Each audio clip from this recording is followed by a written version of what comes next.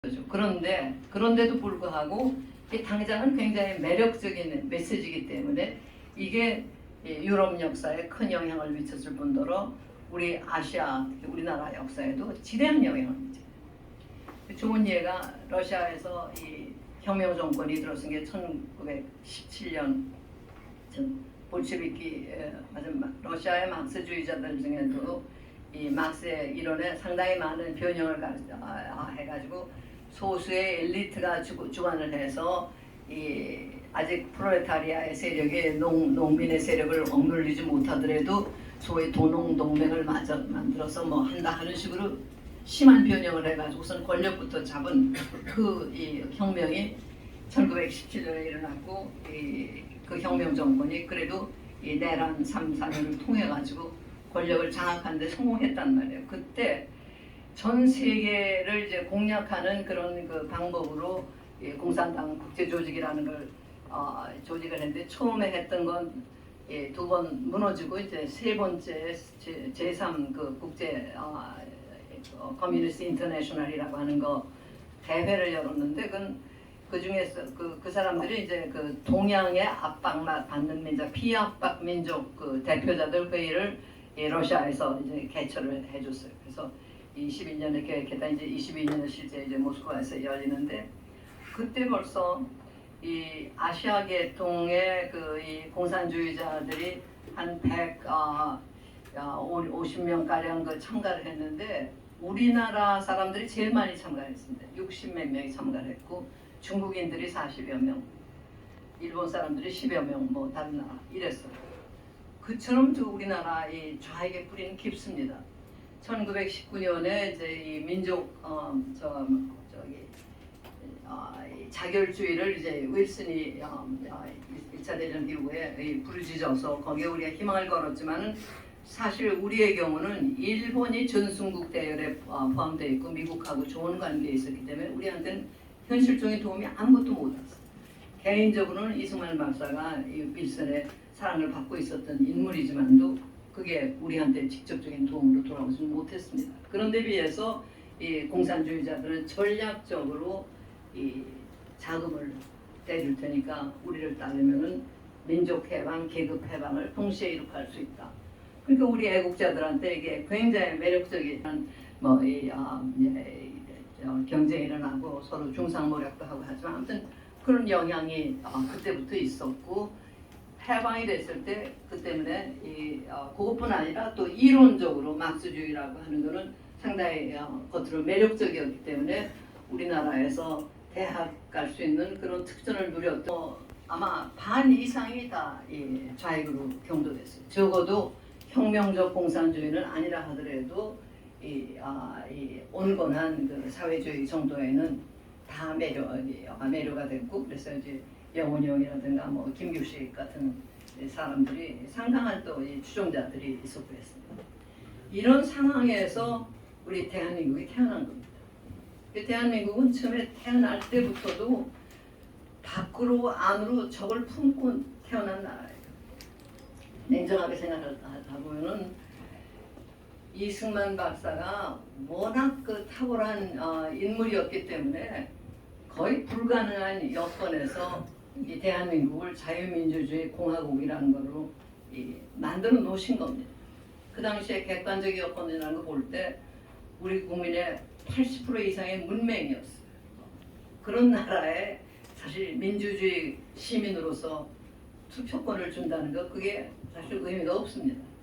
더군다나 우리는 그 6.25의 전통에 강하던 나라고 그 가부장주의가 강했기 때문에 뭐 어른들 말씀이라면 꼼짝 못하고 더군다나 시아버지가 뭐라고 하시면은 뭐 어디다 고개를 들 수가 있게 이런 시기에 우리가 대한민국이 태어난 거예요. 아시다시피 우리가 일본에 완전히 굴복하기를 거부하고 이제 3.1 운동을 일으켜서 그 세계적으로도 이제 우리가 말하자면 합방을 강요당했다는 것을 알리고 독립의사가 있다는 걸 알리고 했지만도 일본이 서양의 인정을 받는 유일한 동북아시아 세력이었기 때문에 그게 그렇게 널리 확산되지도 못했고 그러나 그런 그 사정 속에서도 결국 강대국들의 도움이 없이는 우리는 독립을 찾을 수 없다 하는 것을 누구보다도 가장 잘 안 분이 이제 이승만 박사셨고, 이승만 대통령이야말로 그 당대뿐 아니라 그 후도 정말 누가 그래서 증언할 때 말했듯이 이 자기 몸무게만한 크기의 다이아몬드 가치가 나는 애국자셨습니다. 그렇게 표현을 했어요. 벤 플리트가 6.25 때 그 양반하고 같이 일을 해보고는 자기 몸무게만한 크기의 다이아몬드 가치가 나는 한국의 애국자다. 그런 그 열정뿐 아니라 제가 조금 공부를 해보니까 어렸을 때 그저 뭐 대통령이었지 제가 특별히 뭘 하질 않다가 좌파들이 하도 이상한 소리를 하니까 제가 최근 몇 년에는 그분이 쓰신 글이며 좀 읽고 밖에서 안에서 평가받는 거를 좀 들여다봤어요. 그런데 알면 알수록 정말 그분은 그 당대 우리나라는 말할 것도 없고 세계 어느 지도자보다도 탁월한 분이셨습니다. 그 유명한 레닌이 1870년생으로 24년에 죽었죠. 그런데 또 스탈린이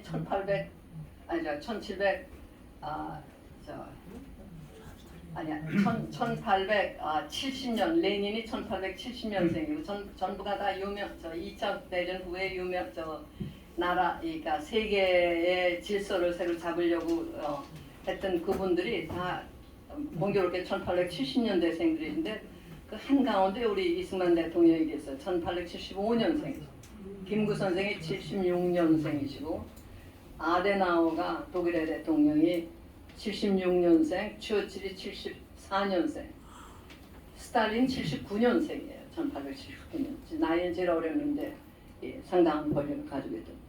그런 속에서 처칠이 정말 뛰어난 인물로 영국을 살린 인물이고 노벨 문학상까지 받은 사람이지만 제가 볼 적에는 그분은 끝까지 영국 귀족으로서의 한계는 못 벗어났습니다.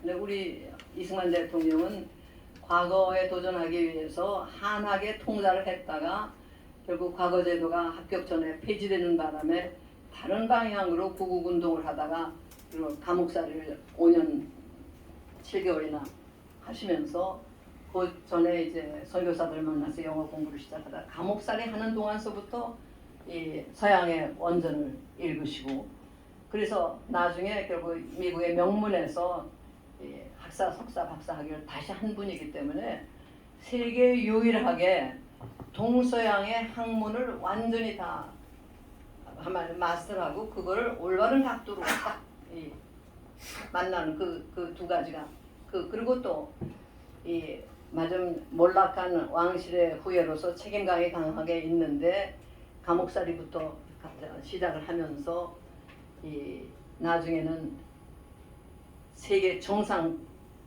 지도자들하고 교류를 하는 상하 동서고금 모든 걸 다 관통을 해가 그 한가운데 섰었던 분인데 그래서 그분은 지적인 능력, 정략적인 머리 이런 모든 면에서 봤던 거죠. 나중에는 아주도 승복을 했습니다만 그런 인물이었기 때문에 누가 옆에서 어쨌든 간에 당신은 남이 못 보는 걸 보니까 이 나라를 끌어가지고 이 민주주의, 자유민주주의 국가를 만들었어요. 여러분 잘 아시겠지만은 지금 그 좌파들은 정읍에서 우리 이승만 박사라 정읍 연수를 통해서 분단을 고착시켰다 하는 말도 안 되는 소리를 합니다. 공산당의 이 전략이라고 하는 것은 우리나라뿐 아니라 동유럽 전체 나중에 위성국가가 된 나라에서 공통된 전략인데 전쟁의 소용돌이에서 이제 벗어날 때 혼란을 수습하기 위해서는 가장 추앙받던 민족주의 지도자들을 내세웁니다. 그러니까 우리의 경우 북한에서는 조만식 선생, 남한에서는 이승만, 김구 선생들 그렇게 해서 사태가 어느 정도 수습이 되면 이제 자기들의 지령을 받는 공산당이 치고 들어가서 모든 걸 소련의 지령대로 움직이는 그게 아주 공통된 패턴이었어요. 그래서 우리나라에도 이승만, 김구 선생 누구도 돌아오기 전에 9월 15일에 이미 공산주의자들이 인민공화국 정부를 수립한다 하고 이승만을 수반으로 김구 선생을 내무 책임자로 이렇게 해서 발표를 하는 거예요. 그게 술책입니다. 그러면 국민들이 볼 때 인민위원회 정부는 바로 우리가 추앙하던 지도자들이 이끄는 정부거나 이렇게 만들려고 해요.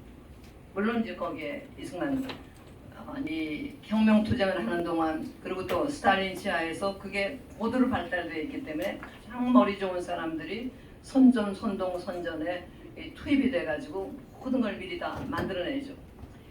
이 러시아 같은 경우는 잘 아시다시피 1917년에 바로 이 농업 국가인 나라가 그 공산주의 혁명에 성공을 했기 때문에 하지만 이제 정권이 위서부터 이제 이 국민을 몰아쳐가지고 그 경제적인 여건을 만든다는 것이고 그래서 세계 5개년 계획이라는 것을 시작을 하고 등등 하면서 또 적대 세력 소위 자본주의 세력들이 에워싸여 있으니까 군사력을 키운다 해서 또 최첨단 이 무기를 기르는 그런 쪽에 치중을 하고 국민의 생활이라고 하는 건 뭐 옛날보다도 더 못할 정도로 열악하고 이 당의 지령에 따르지 않는 사람 그냥 집단 처형이 되고 30년대 숙청이라고 하는 거는 혁명을 같이 했던 사람들의 90%가 다 숙청이 되는 그런 식의 엄청난 이 피해 숙청이었다. 그런 속에서도 선전선동을 통해 가지고 국민을